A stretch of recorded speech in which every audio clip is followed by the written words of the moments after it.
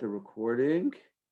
I'm going to share my screen and we are going to start this week's Parsha. Parsha Unpacked. Once again, Parsha Unpacked. This week is Parsha's Yitro. Wow. Okay, this Parsha obviously, every Parsha is amazing, but this Parsha is amazing for the most obvious reason this Parsha is amazing is because of the Seres Hadibros, the Ten Commandments. But we'll get there. We'll get there. Oh, that's too bright. But let's just start from the beginning. So, Yisro, Jethro. I will, for the rest of this evening, be referring to him as Yisro. If you prefer the Sephardic pronunciation, it would be Yitro. Okay, but we're going to call him Yisro. So Yisro is the father-in-law of Moshe. Moshe married his daughter Tzipporah, and Yisro heard about everything that happened to the Jewish people, and he leaves Midian and he makes where he was, and he goes to the desert to join the Jewish people. When he gets there, he sees that his son-in-law Moshe, who's the chief lawgiver and the supreme and the main judge, that he sees that Moshe is trying to adjudicate all cases of law, all court cases by himself, and he does what every father-in-law seems to do. He gives unsolicited advice to his son-in-law, and this is the first time in recorded history where a son-in-law actually listens to the unsolicited advice of his father-in-law. He says, Moshe, you're going to burn out. A, you're going to burn out. And B, it's not fair to the people because the people come and they have to wait for in long lines before they can come before you, and they come before you just for a moment, and you don't have enough time to hear each case adequately. So he makes a suggestion to set up a system which sounds very much like our current court system, where you have circuit courts and appellate courts and a Supreme Court. Moshe takes the advice. He sets up that system. At that point, Yisro returns to Midian.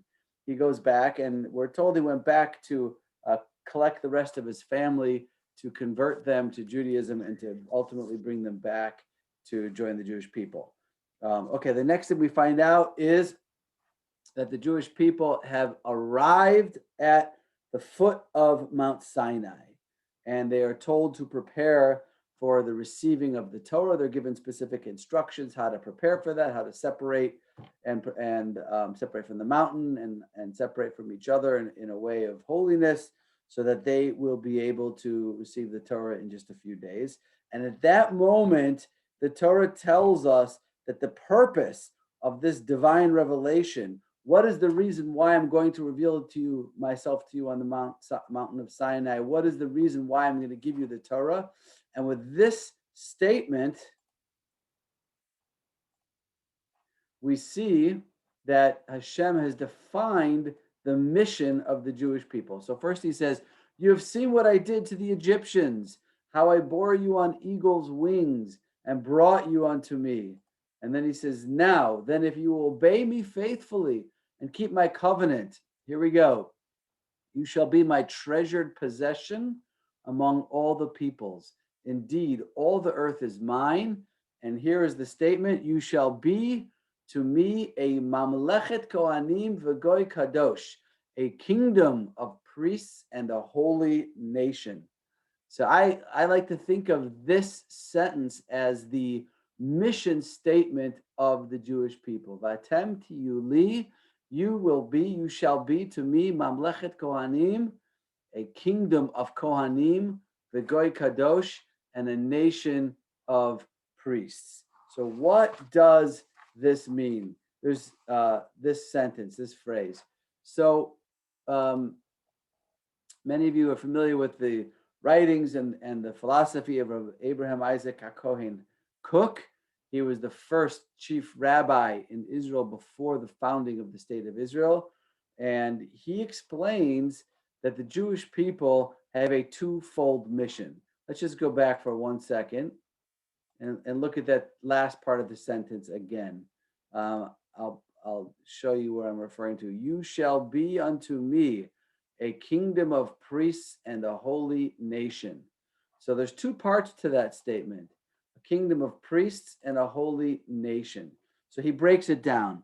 He says, we are a mamlechet kohanim, a kingdom of priests. What are kohanim? So do we have any kohanim in our group? I think we do. And I know we do. I can't really see everybody that's on there now, but I know, let's see. What do we have? I know Larry. I think Larry, you're a Kohen. There's other people. We have Kohanim. What is the role of the Kohanim? Oh, we have Dr. Cohen. I think you're also a Kohen. Yes, you are. Okay. So Kohanim, what is the role of the Kohanim? They're role models for the nation. We look up to the Kohanim. They're role models. They uplift the nation. They set an example for us, a spiritual example. They teach us the ways of Hashem. Okay? So if we are called a mamlechet kohanim, a nation of priests, that means that we are meant to function in this capacity toward the rest of the world. So we are a nation of kohanim to the other nations. We are the example to the rest of the world. Our mission is to, just like the kohanim are there to lift us up, so too as the nation of kohanim, our role is to uplift the other nations and to help them fulfill their purpose and their mission in this world, and to help them live up to their potential as nations and as peoples, and to teach the world and the nations the ways of Hashem, how to care for the widows and the orphans, how to have compassion to the strangers, everything. That is the role of the Jewish people. We are mamlechet kohanim. That's why it says here, indeed, all the earth is mine. What is that? Kili kol haaretz. What is that saying? What does that have to do with anything? Because the earth is mine, I'm putting you in this specific role of being the mamlechet kohanim to all the nations of the earth. But it doesn't stop there. It says Rav Kook, you can't just be a mamlechet kohanim. You can't just be a nation, that a kingdom of teachers, of priests, of teachers, of role models. It has to be built upon an intrinsic holiness as a people. We have to be also a goy kadosh, a nation that is holy. And we know kadosh in Hebrew comes from the word, kadosh means to separate, to be separate, to be unique. Like kiddush, Friday night we make kiddush. Why? Because we are separating off Shabbat from the rest of the week. So we have to be a goy kadosh, a holy nation, which means that we can't focus all of our efforts on being a mamlechet kohanim, a nation of priests, role models and teachers and examples for the nations of the world. We also have to tend to our own spiritual growth as a people and as a nation. So Rav Kook explains that we have an outward and an inward dimension to our mission statement. Our mission statement, on one hand, is we are a goy kadosh, we are a holy nation. We have to focus on our own spiritual growth and our own relationship to Hashem, not just as a tool to elevate the rest of the world, but to be a perfected nation ourselves. Okay? Because think about it, we have all these laws in the Torah that seem to get in the way of us mingling, interacting with the nations of the world. If we're really just meant to be a mamlechet kohanim, then why do we have laws of kashrut that tell us that we have to eat differently than everybody else? And why do we have a brit milah that tells us we have to physically look different than everybody else? And why do we have laws about who we can marry and who we can't marry, and what kind of wine, whose wine we can drink and whose wine we can't drink? Why do we have these laws if our whole purpose is to be a mamlechet kohanim? And the answer is it's not. It starts off by being a goy kadosh, a holy nation. And these laws of kashrut and brit milah and all these things are there to make us holy. And then we take that holiness and we fulfill our outward mission statement of being a mamlechet kohanim, and to help the other nations live up to their responsibilities and their mission in this world. So let's just read the words of Rav Kook inside. Rav Kook says, at Mount Sinai, God informed them that they would be a mamlechet kohanim as well as a goy kadosh. Mamlechet kohanim refers to the aspiration to uplift the entire world so that all will recognize God. The people of Israel will fulfill this mission when they function as kohanim for the world, teaching them God's ways. But then he says, a kingdom of priests ministers to the other nations in order to morally perfect them. However, if Israel will desert the good, which is the Holy Torah, then its nationhood and its territorialism are an abomination before God. Meaning, we can't just be a Mamlechet Kohanim. We have to first commit to the holiness of the Torah and allow the Torah to make us a Goy Kadosh, a holy nation. And once we've become a holy nation, we can then be a Mamlechet Kohanim. And that's why the Torah, therefore, several times over, the Torah links the giving of the land to the observance of the Torah. Hashem gave us the land of Israel as a place to actualize our ability to fulfill the Torah fully, because most of the Torah can only be fulfilled in the land of Israel. David? Yes, sir. Doesn't this, isn't this really proof that we are the chosen people? And rather than say that we chose Hashem, which we did, he certainly chose us. So how do we act, so if this incurs jealousy among other nations, how can we say that we're not the chosen people? So this is clearly evidence in the Torah that we are the chosen people. Look at this. Let's go back and look at these words again. He says, now then, if you will obey me faithfully and keep my covenant, you shall be my treasure. You shall be my treasured possession among all the peoples. Right. So Clearly, yes. But what does it mean to be chosen? Hashem is telling us right here in this very passage. He's telling us that you're chosen for responsibility. You're chosen to be ambassadors. You're chosen to be role models. You have to live to a very high standard, a very demanding standard of holiness that we have to live to. And then we have to take that holiness and project it outward and radiate it outward to the world so that the world can learn holiness and learn the ways of Hashem. So it's chosen for responsibility and chosen for a mission, not chosen for privilege in any way. And it's covenantal. It's only dependent upon that chosenness is only to the degree, I keep going back, but if you keep my covenant faithfully, meaning it's if we stick to our end of the bargain, then Hashem will allow us to play this unique role. Okay. So, so the Jews are offered the Torah, and of course we famously utter the words Na'aseh v'nishma. We will accept the Torah, we'll do whatever it says, and then we'll hear what's in it afterwards. It's a famous statement, because otherwise you would think it would be, let's hear what's in it, and then we'll decide. In fact, that's what all the other nations who were offered the Torah said. Let's tell us what's in it, and we'll decide. But the Jewish people said, Naseh, we'll do whatever you say. We'll do whatever it says. Nishpa, now let us hear what's in there. We're already committing, blindly committing. There's a very famous medrash in this week's Parsha that says when the Jewish people came to Mount Sinai, it says that the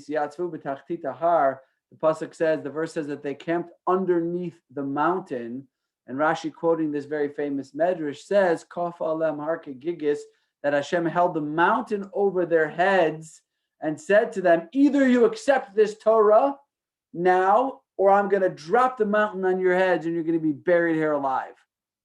And there's a famous question. The question is, chronologically, this is a little bit strange, because that medrash that I told you, where God holds the mountain over their head and threatens them under duress to accept the Torah, only occurred after the Jewish people said, Naseh v'nishma, we will accept everything that's written in the Torah blindly. And the Tosafists, the grandsons of Rashi, ask this very question. What do you mean, held the mountain over their heads? They just accepted beforehand. Sort of like, if a young man proposes to his beloved, he says, will you marry me? And she says, 100%. There's nothing in the world I'd rather do than spend the rest of my life together with you. Absolutely. And he says, great. And then he puts a gun to her head and he says, now come under the chuppah. What are you doing? She said, yes. Why are you dragging her to the chuppah with a gun? Seems that's exactly what happened over here. Hashem said, the Jewish people said, we'll accept it blindly. If it's from you, Hashem, we're in. And then he says, great. And then he holds the mountain over their heads. So I'm going to leave that question for homework. Maybe if I'm in a good mood at the end of class, then maybe I'll give you one or two answers to that question, but we'll hold on to that for now. Okay, moving on. The 10 Commandments. Hashem reveals himself at Mount Sinai, and he gives us the Seres HaDibros, the 10 Commandments. And this verse, in many ways, could be one of the most important verses in the Torah. It doesn't look like such an important verse, but I believe it is. Vayomer Hashem Moshe Kosamar al Bnei Yisrael. God said to Moses, thus shall you say to the Bnei Israel, Atem reisem, you saw with your own two eyes. You all saw.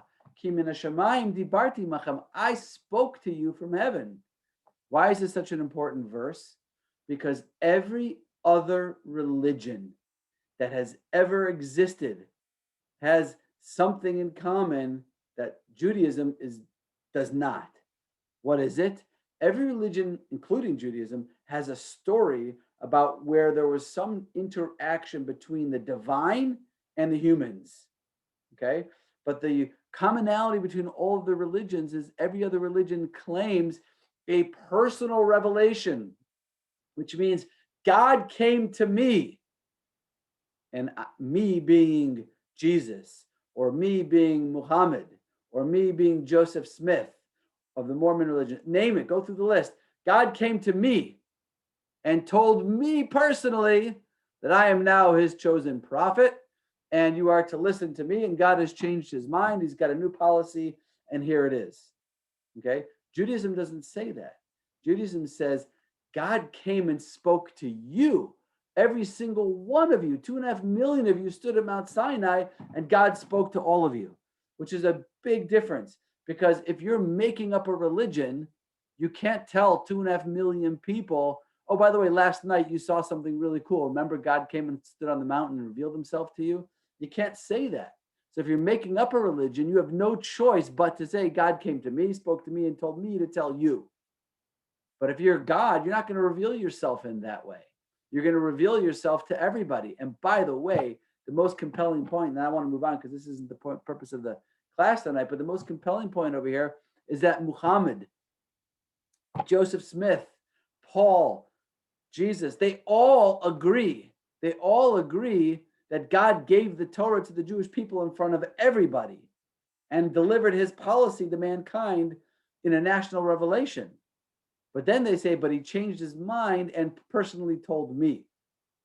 Why do they say that? Why don't they make the same claim that God revealed himself in front of millions of us? And the answer is pretty simple. You can't tell millions of people they saw something they didn't see.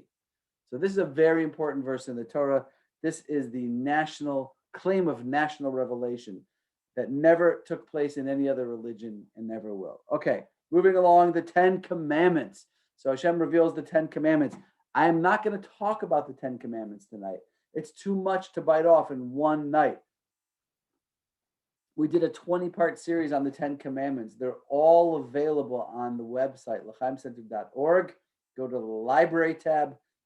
All the audio classes are there. I'll just share one insight that I want to share with you, which about the 10 Commandments. God gave the Jewish people the 10 Commandments at Mount Sinai, and the Medrash tells us that we know there were 2 tablets.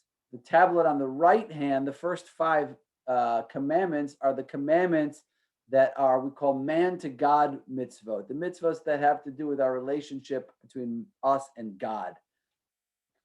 The 5 commandments on the left tablet were the so-called man-to-man commandments, the commandments that regulate interpersonal relationships between people. And the Medrash tells us that the writing on those tablets filled up the entire tablet. The tablets were the same size, and there was no margin. They were completely filled with the text of the words in the commandment. Now, if that's the case, I made a little calculation. I counted today. On the man to God side of the right tablet, there are 146 words. On the man-to-man tablet, on the left tablet, there are 26 words. Now, if each tablet was the same size, and if the writing and the text filled up the entire tablet, then it's clear that one of them was in a very large font.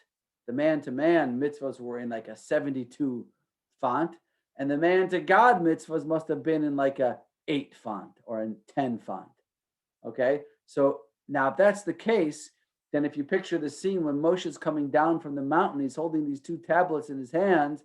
What's the very first thing that's going to come into focus? What are they going to see first? The man-to-man mitzvos or the man-to-God mitzvos?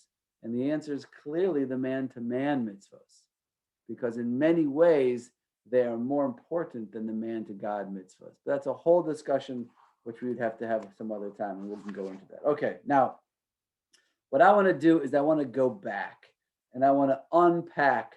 Okay, so that's kind of the end of the parsha. I want to go back, and I want to unpack something in greater depth. I want to take a look. I want to have a better understanding of Yitro and who this guy was and what he was all about. And most of all, why is there a parsha named after him? It is a great biblical trivia question. Ready for biblical trivia 500? How many parshiot in the Torah, how many parshas in the Torah are named after a person?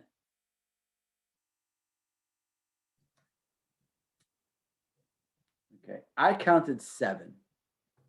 Noach, Chaye Sarah, Yisro, our parsha, Korach, Balak, and Pinchas.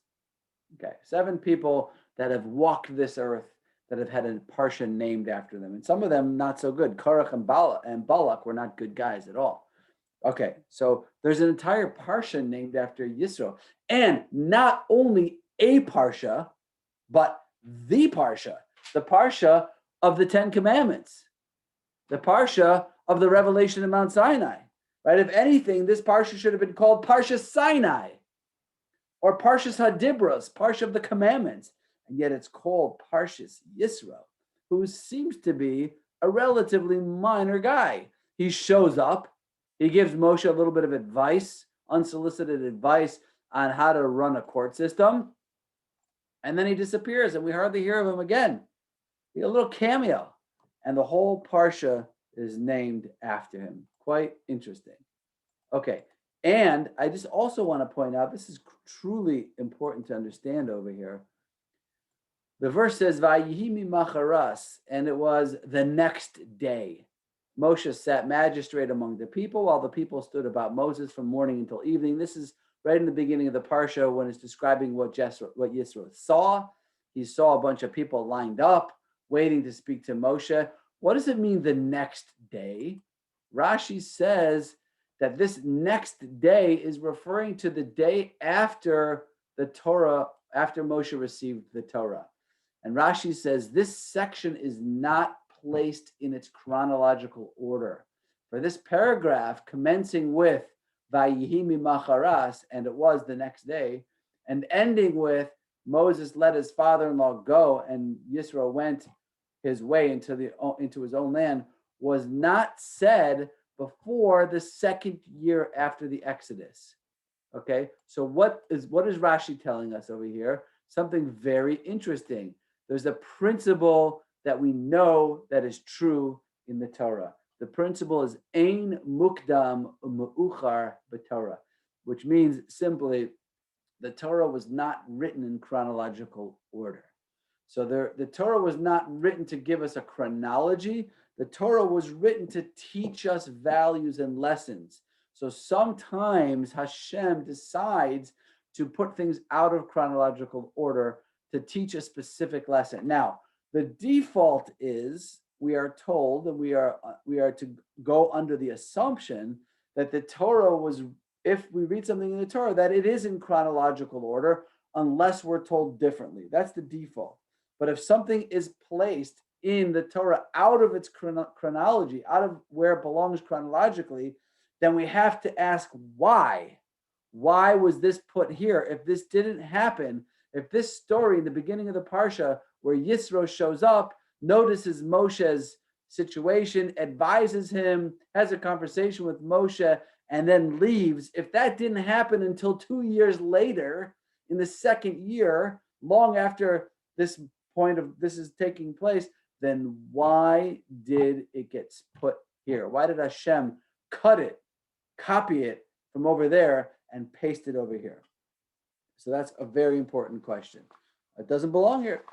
Okay, now let's give a little bit of background over here. You know that we have two Torahs. We have a written Torah and we have an oral Torah.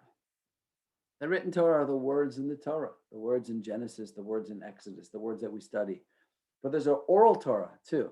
The oral Torah is also from Sinai, also communicated by Hashem to Moshe and Mount Sinai, but it fills in all of the bones, all the meat on the bones. It fills in all of gives you all the background of the stories and the laws and the halachot.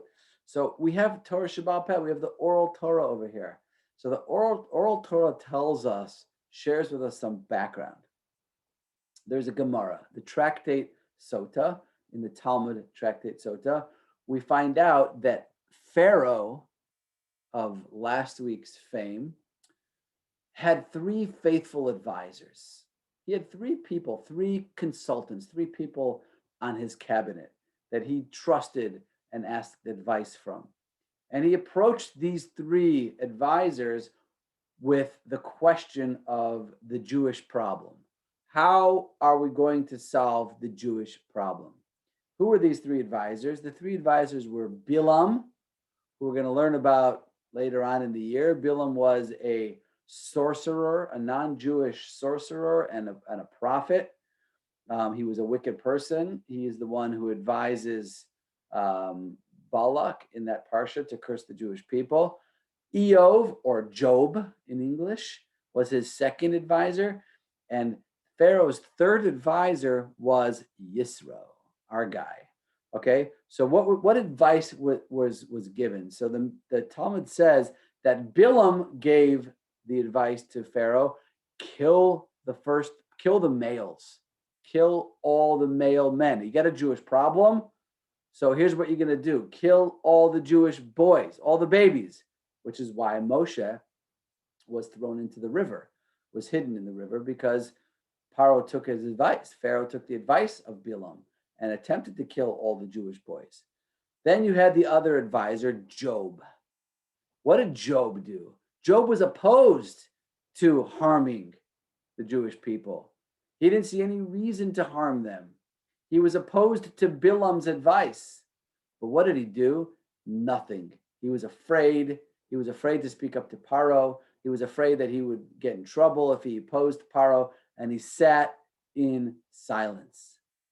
The third advisor was Yitro, our guy, Moshe's father-in-law. And Yitro, he was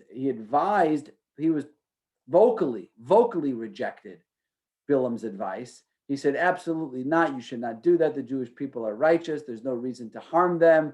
You don't have to worry about them. Do not kill them. Do not murder them. He rejected this completely. Pharaoh was furious, and Yitro had no choice but to flee for his life. Now, the Talmud goes on and says each one of these three advisors received their just rewards.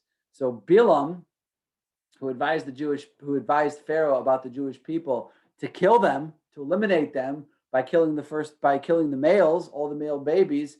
So what was his ultimate fate? He was killed. He died by the sword in a battle against the Jewish people.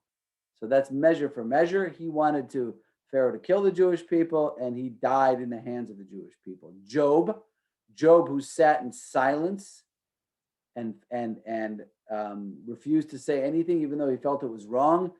He sat in silence in the face of oppression, so he spent a life afflicted, a life of pain and suffering. And Yitro, our guy, what did he do? He sacrificed everything. He was willing to give up his position as advisor in the court to say what was right, to reject Pharaoh's approach, and to tell Pharaoh he was wrong. And he gave up his leadership position. He gave up his wealth. And what was his just reward? He becomes the father of Moshe and a respected leader among the Jewish people. So what does all of this tell us about Yitro? What do we learn from this section of this Talmud section that we just discussed about his nature, who he was, what his qualities were?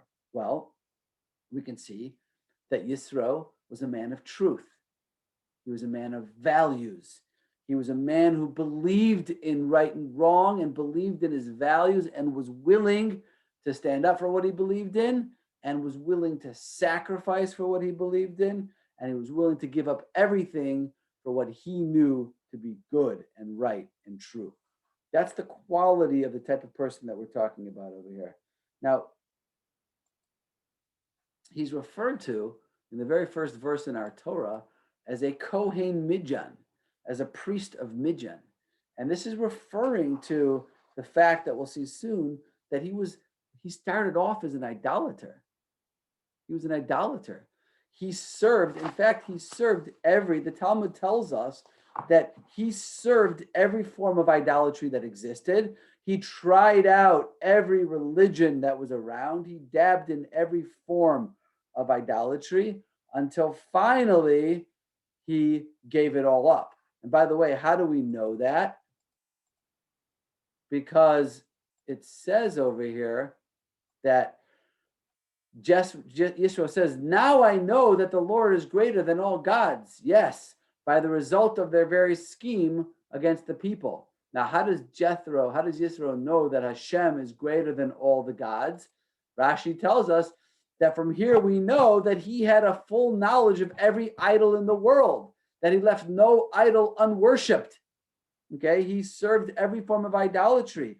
He was searching for truth. He was yearning for connection. He was always working to try to understand deeper and to improve upon himself. He tried out every form of religion. Okay, but it points this out over here that he was a Kohen Midjan, that he was a priest in Midjan. It seems like a little bit of an insult. Why is the Torah telling us that he was a bigwig, a macher in this, of idol worship? So the point over here is that he wasn't just a low rank and file idol worshiper. He was the guy. He was the leader. He was the priest. He was the main dude. He was the leader of the idol worshipers.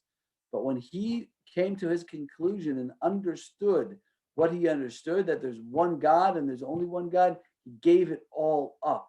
Like Abraham, just like Abraham, he gave it all up. He came to the conclusion that there could only be one God, and he let go of all forms of idolatry. Now, to me, when I hear this story, I think about Ruth. Ruth, the Moabitess. Ruth also, she was a Moabite princess. She lived in the lap of luxury. When her mother-in-law Naomi said to her, you know what? I'm going back to Israel now. You go back to the palace. You go back to your father. Go back to being a Moabite princess. What did Ruth say? No, I'm giving it all up. I don't want any of that. Riches, wealth. I'm going to go with you, the land of Israel. I'm going to beg in the fields. I'm going to be a gleaner in the fields like a poor person. But for me, it's more important the truth than anything else. That's Ruth. Ruth, we know the gematria in a numerical sense. Ruth is spelled Resh Vav Taf, which adds up to 606. Why is her name 606 numerologically? The value of her name 606? Because she converted to Judaism. She's the quintessential convert. A non-Jew has already 7 commandments, the 7 Noahide laws that every human being is commanded by. So when she became Jewish, what did she do? She took upon herself an additional 606 commandments, right? Now she's fully bound by all 613 commandments. That's what everyone who converts to Judaism does. They start with 7 commandments that all human beings, the 7 Noahide laws that they're commanded in, and then they accept upon themselves an additional 606 commandments. That's Ruth. Ruth, she took upon herself this. Now, if you look at the name Yisro, you'll find a striking resemblance. The Yud, if you take away the Yud from his name, you have Taf Resh Vav, the same exact letters. Spells 606, right? Root, it's the same letters as root. Yisro was also a 606er. He was also a person who was not Jewish, who took upon himself 606 additional mitzvahs. What's the Yud there for? Why is there an extra Yud in his name? Yud in numerology and gematria is 10, and it's a reference to the fact that he, unlike Ruth, who came many, many years later, he was present with the Jewish people at the giving of the Ten Commandments. So Jethro shares that, Yisro shares that quality with Ruth. But there's another thing about his name. I realized this as I was thinking about his name. Yitro also is the exact same letters of the Hebrew word yoter. Yoter means more, additional, adding on. So I was thinking about Yisro was somebody who he was never satisfied with his level of self-actualization. He was always looking to become more than he is. He wanted to be more kind, more wise, more spiritual, more selfless, more humble, more sensitive, which is why he joined the Jewish people and accepted upon himself Taryag mitzvah, 613 commandments. Okay, but the question is, going back to the question, if this is out of order, which it is, this didn't happen until much later. Jethro's coming, Yisro's showing up on the scene. Why is it recorded here?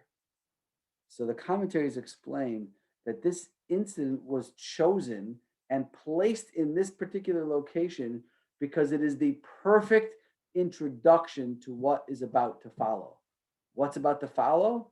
The revelation of God at Mount Sinai and the giving of the Torah to the Jewish people. Matan Torah, the giving of the Torah. Why is this a perfect introduction, a perfect prelude to this giving of the Torah? So that's what we need to explore. So let's go back to our verse.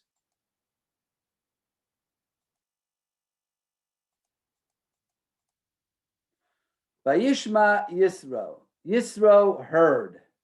Yisro heard. Okay, what did he hear? He heard the news that all that had happened to the Jewish people. He heard, Rashi points out a little bit later, Rashi points out that, sorry, did I miss it? There, Rashi points out, what did he hear? He heard about the splitting of the Red Sea. He heard about the war of Amalek that we learned about in last week's Parsha. Okay, he heard about the splitting of the Red Sea. He was so inspired that he decided to come. Let me ask you a question. Who else heard about the splitting of the Red Sea? Who else heard about the miracle that Hashem did for the Jewish people when the Egyptians were pursuing them and they came to the sea, the Red Sea, and they were right on the banks of the Red Sea, and Hashem miraculously parts the Red Sea, turns it into dry land, the Jewish people go through, then Hashem crashes it down on their enemies, kills the Egyptians. Who else heard about this? Anyone want to tell us? The whole Everybody, world. the whole world heard about it. The ganze Welt, everybody, the whole world. How do we know? Because in last week's song, the song that they sang in this Shira, we spoke about Shira last week, the song, it says, Shamu Amim Yirgazun. All the nations of the world, they say this, all the nations heard and trembled. Everybody knew. So what did Jethro hear? What did Yisro hear? What was the particular report which he heard so that he came? He heard about the splitting of the sea. Okay, but so everybody heard. What was the difference? Everybody heard. Yisro heard and he came. He heard about what happened and he dropped everything he was doing and he immediately started heading towards the desert where the Jewish people were. He came to convert. He came to become part of the great nation, the nation that witnessed those miracles, the nation that Hashem performed those miracles for. So the lesson over here is there's hearing and there's hearing. The whole world heard. They heard what happened and they stayed exactly the same, unchanged. They went right back to what they were doing. Yisro, he heard and he immediately and completely changed himself, transformed himself, gave up everything, left his position as the head macher of the idol worshiping religion and left it all and came immediately to join the Jewish people. It reminds me, kind of more recent history, what took place after the 6-day war. So we all know that the 6-day war was open, blatant miracles, and you know that this little fledgling nation that had been around for 19 years was able to defeat all these tremendous powers, Egypt and Syria and Jordan, in a matter of 6 days. They were anticipating a complete decimation of the Jewish people, and instead, miraculously, open miracles, the Jewish people came out alive. Okay. Now, what did most Jews do? Everyone heard that, by the way. It was all over the news, right? It was on the New York Times. It was in every news. Everyone knew. Everyone read about what happened. What did most people do? Most people said, "Whoa, amazing, crazy, miracles, Baruch Hashem. Oh my gosh. Okay, I got to go back to work now so that I can make some money, so that I can pay for my kids to go to college, so that they can get a good job, so that they can make money, so that they can pay for their kids to go to college, so that they can get a good job." Okay, that's what most people did. There's actually one person on this Zoom call. I don't want to embarrass anybody, but he did not do that. He actually did what the second option, which is, and very few people did this, but my Rebbe did this. One of my Rebbes in Jerusalem, Rabbi Shimon Horowitz, did this. He said, "Whoa, miracles are happening. Miracles are taking place in the land of Israel. Prophecy is unfolding. I'm going to be a part of it." And he got on a plane and he went. And he joined. He put on a yarmulke. He became part of the religious community there, and he never left. Why? What's the difference? The difference is there's hearing and there's hearing. Okay, in 1967, everybody heard the news, everybody read the newspapers, but a few people really heard, meaning they heard and they internalized it into their hearts, and it affected them, and it changed them, and it transformed them, and they changed their lives as a result of it. Same thing with the parting of the sea over here. Kriyas Yam Suf. Everybody heard. Shamu Amim Yirgazun. All the nations heard. Yisro heard and he came. That's the difference. Because Yisro is the truth seeker. He's the one who's not afraid to sacrifice and to give up and to leave the comfort zone. That's what is truly amazing about this Parsha. And that's the message which is critical, a critical introduction to the revelation at Mount Sinai, which is going to follow in the giving of the Torah, Matan Torah, the giving of the Torah to the Jewish people. Because what's the purpose of the Torah? The purpose of the Torah is to change us, to help us to grow, to become more godly, to become more godlike people. The Torah is an instruction manual that challenges us to go out of our comfort zone, to go out of what's easy and normal and comfortable, and to reach our godly potential. That's what the Torah is there for. It's not a history book.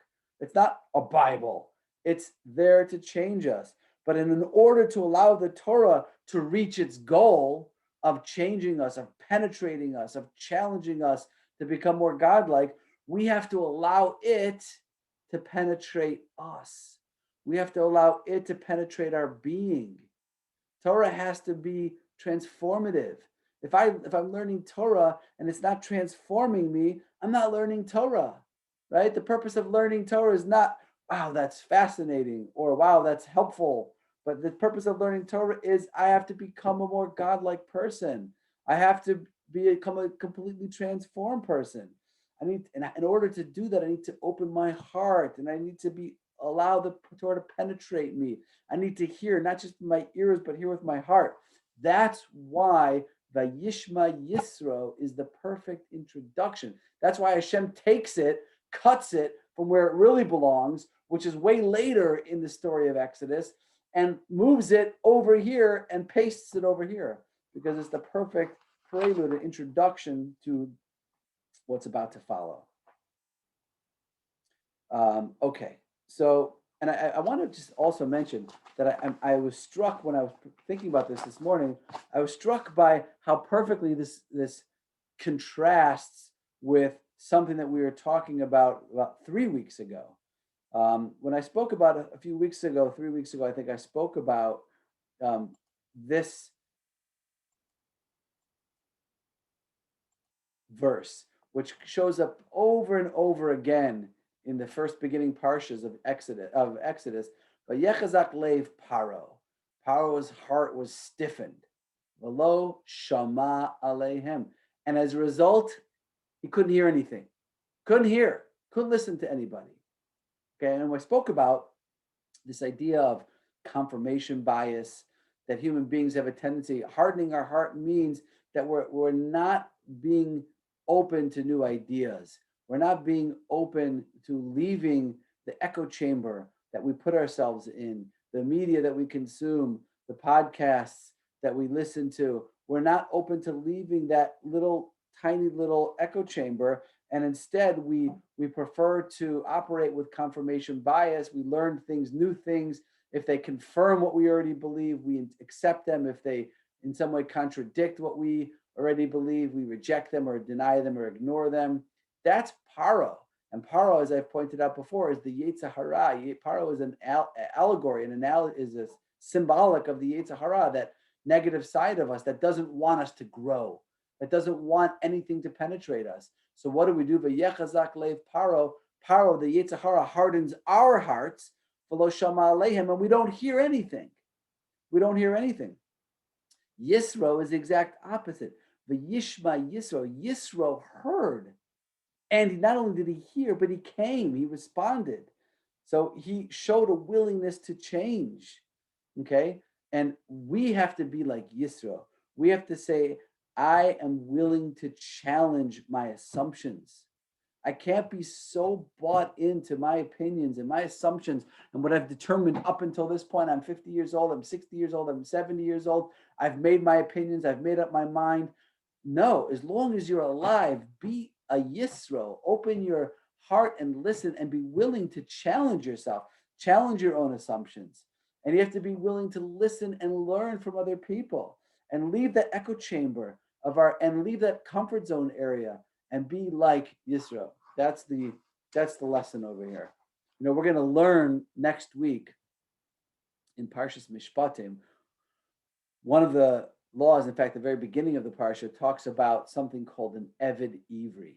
An Eved Ivri is a Jewish servant. Now, how does a Jewish person end up becoming an indentured servant? So very quickly, we'll learn about maybe a little bit more next week. He stole something. Okay, somebody steals, a Jewish person steals something. They don't have the money to pay it back.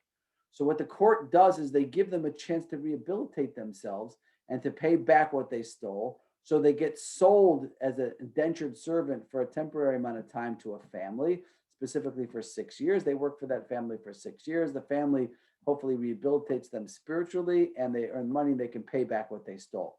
Now, what happens at the end of 6 years? At the end of 6 years, this servant goes free. Now, he has an option, not recommended, but at the end of 6 years, if the servant says, you know what, I actually like it here. This is not bad at all. I get 3 meals a day. I have a nice bed to sleep on. I like my master. He's nice. I like I like the environment. I want to stay.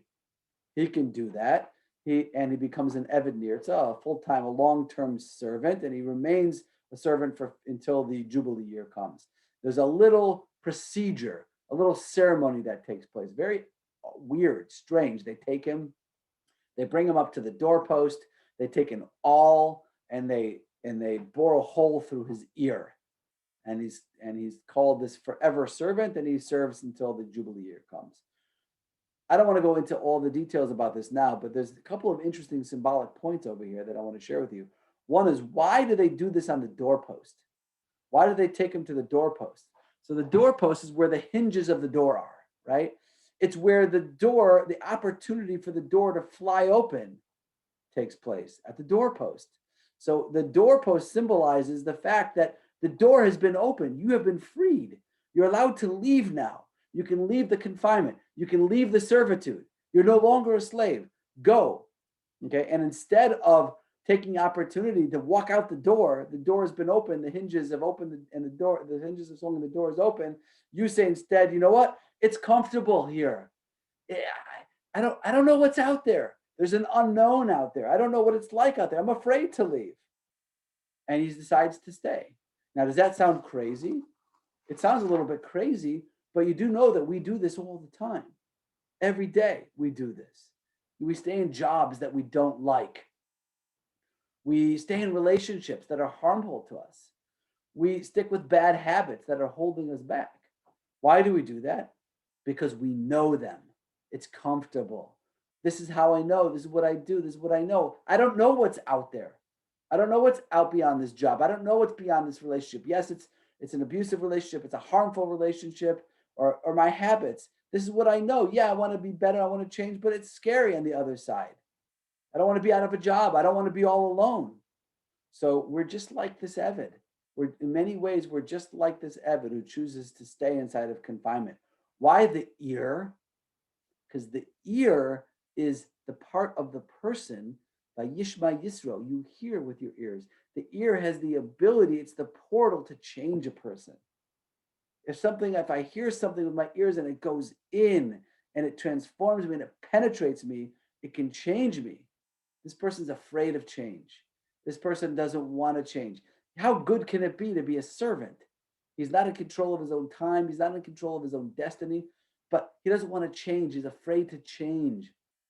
So the ear, which represents the ability that one has to hear and internalize ideas and change, he doesn't want to change. He stays right where he is. So here we have a parsha, an entire parsha that's named after Yisro. It's amazing, right? And not just any parsha, the parsha with the 10 commandments, the parsha with the revelation of Sinai. Because why? Because everybody heard. Everybody heard what happened. They all heard about what happened to the Jewish people. They all heard about the parting of the sea. They all heard about the war with Amalek. They heard and they went back to their lives. They heard and they went back inside the door. They heard, but they didn't hear. They went back to their work. They went back to their jobs. They went back to their negative relationships. They went back to their bad habits. They didn't want to leave the comfort zone of where they were. Only one person heard and came. And who was that? Yisro. Yisro, he heard, he took the news to heart, he internalized it, he acted upon it, he changed himself, he left his prison cell, and he changed the world as a result of it.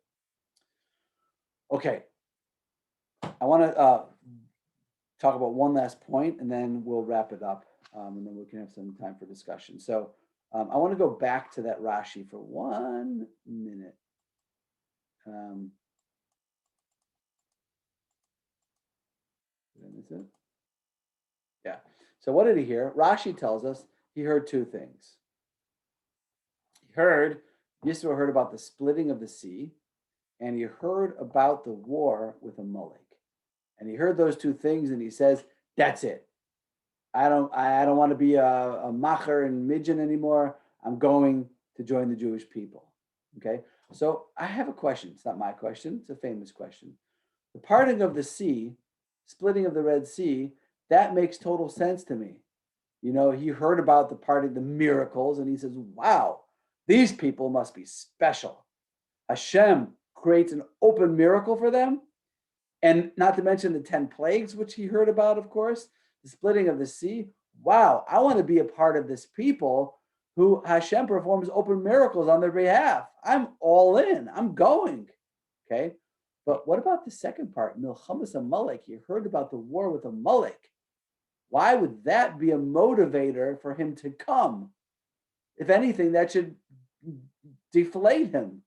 Why would he want to join the Jewish people if all of a sudden he finds out they're penetrable? They're not on this high level. They can be destroyed by enemies. They have enemies that want to fight them. They fought a war. They lost that war. They took huge casualties. They're burying their dead. So why would I understand why the parting of the sea would be a motivator for Yisro to come, but why would the war with Amalek be a motivator for Yisro to come? On the contrary, it seems to be a complete and total turnoff. If anything, Yisro would say, "Oh, whoa, forget it. Forget it. I was going to go, but now I heard about this war with Amalek. They got wiped out, casualties. Apparently Hashem doesn't perform miracles for them. He could have saved them. He didn't. I'm out." But Rashi tells us that the two things that motivated him to come were the parting of the sea and the war with Amalek. It's a good question, no? You like the question? Okay. So I'm going to share with you two answers, and then we'll stop. So one is what happens when, when I used to live in Milwaukee, I used to work for the rabbinical court, the Beit Din, and one of the things that we did a lot of was conversions. And I had a lot of experience with this. When somebody comes to convert, what's the first thing that you try to do? You try to discourage them. You don't need to become Jewish.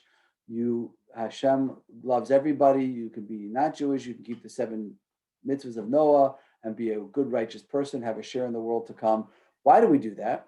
Because we're trying to tease out and figure out what is their motivation. We want to make sure that their motivation is pure, because a person is not allowed to convert with impure motives. If they want to convert because they heard that Jewish people get better jobs, or they heard that Jewish people get into college more easily, whatever, or they have there's a Jewish girl that they want to marry, a Jewish girl that he met or whatever. We don't convert people for ulterior motives. The only reason to convert a person is because they have a genuine desire to become part of the Jewish people and to accept upon themselves everything that means. So Maimonides tells us in the laws of conversion that during the times of King David and during the times of King Solomon, they did not accept any converts to Judaism. Why? Because during the times of King David, they were afraid that the reason why people want to convert to Judaism is out of fear, because David had this powerful army that was conquering all the neighboring areas. Maybe people are converting out of fear of getting conquered. During the times of King Solomon was the golden age for the Jewish people. They were afraid people were converting because it's good to be a Jew. Who doesn't want to be a Jew? They're rich, they're successful.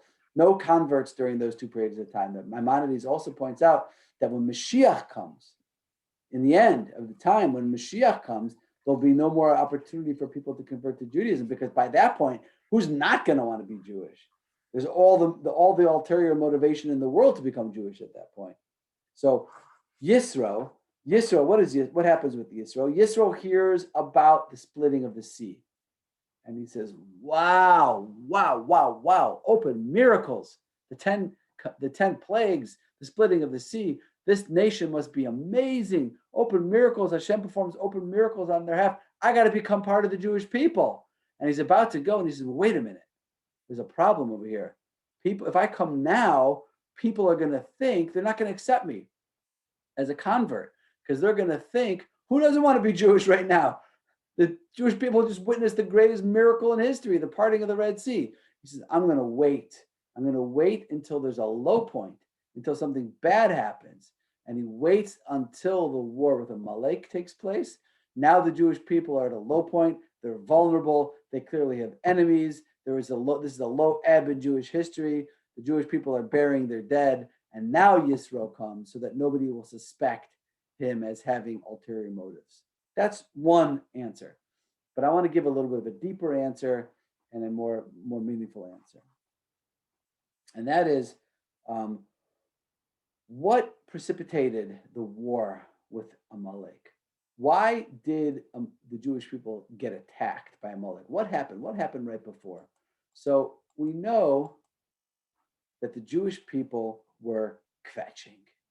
They were complaining, right? The sea split and they came out and everything was great, but then they start complaining. They don't have any water.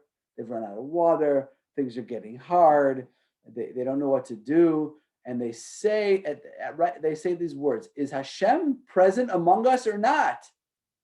Hayesh Hashem b'kerbeinu im ayin. Is there even Hashem here? Where's Hashem? Does he even exist?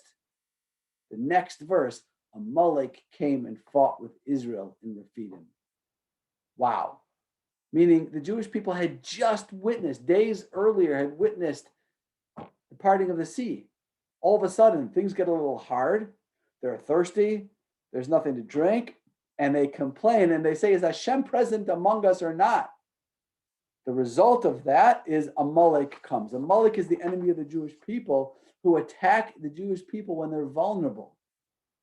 Okay, now Yisro, he says, whoa, I don't understand. I'm so confused.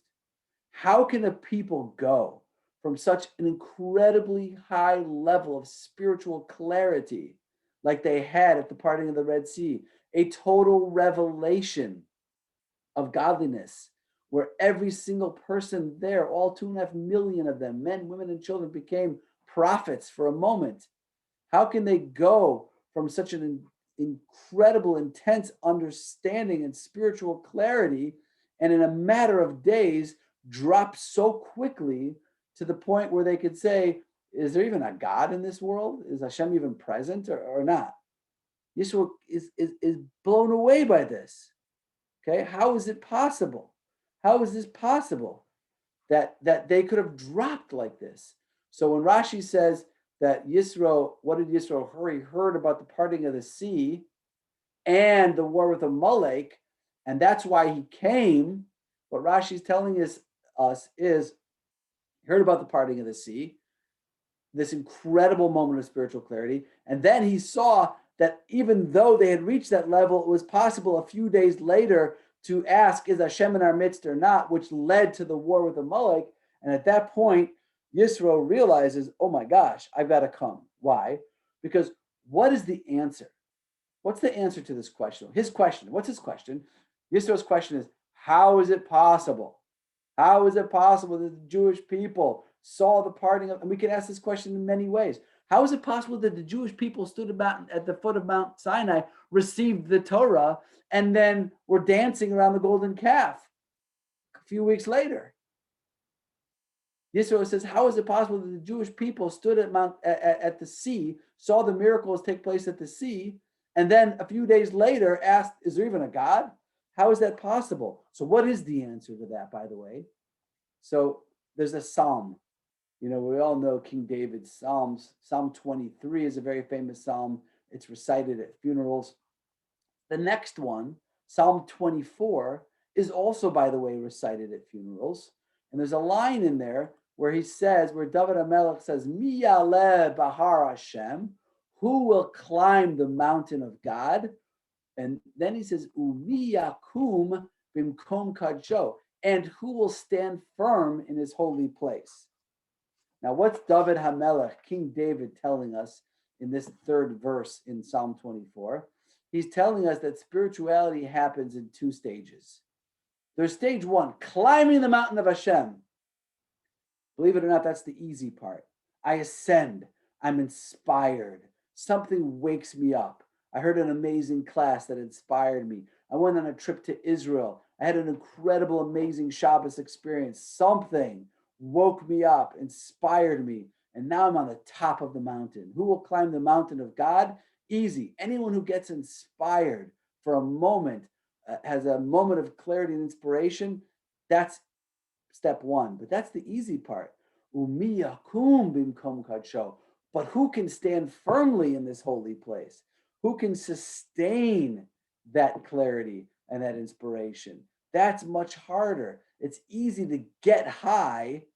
It's very hard to stay high, which is why addicts have to find some new way to continue that high, right? So that's what David HaMelech is saying. By the way, this might be one of the reasons why this verse is said also at a funeral, because apparently, you know, presumably at a funeral, you're praising a person for their achievements and their accomplishments, and all achievements and accomplishments work through this two-phase process of inspiration, climbing the mountain of Hashem, but that's the easy part, but then doing the hard work to sustain and maintain that clarity, that's the hard part. So Yisro understands at the moment of clarity and inspiration, what do you need to do in order to stand firmly in that holy place of clarity and inspiration?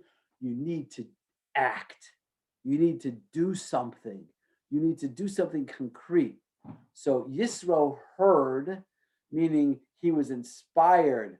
He heard about the parting of the sea. He was totally inspired. But then he saw what can happen. A few days later, the Jewish people are wondering if Hashem even exists or not. He realized, oh my gosh, I'm so inspired too right now. But if I don't do something right now, if I don't act right now, then my inspiration is just going to be destroyed as well. So what does he do? He acts. How does he act? He comes. He immediately packs his donkey and he starts making his way to the desert to find the Jewish people and to join the Jewish people. And there's a tremendous lesson here for all of us. We all want to grow. We all want to become better people. And it starts with inspiration, Miyale Bahar Hashem, climbing the mountain of God. But that's, relatively speaking, that's the easier part. What really allows us to become the people that we want to become and to sustain that growth and to really change ourselves and transform ourselves is to be able to stand firm, and to be able to stand firm in the holy place is to make commitments, take upon ourselves commitments to act, to do something, to take a challenge, to commit to growing and through our actions, not just, oh, I heard a great class. Okay, let's go on. Or, oh, I heard about what happened in the 6-Day War. Oh, I heard about the Jewish people. Or, oh, I heard this is inspiring. Or I went to Israel, or I had a beautiful Shabbos. But now what am I going to do about it? How am I going to act? How am I going to take that inspiration, put it into action so that I can stand firm in this holy place? Okay, that is what I wanted to share for tonight. I'm going to stop the recording.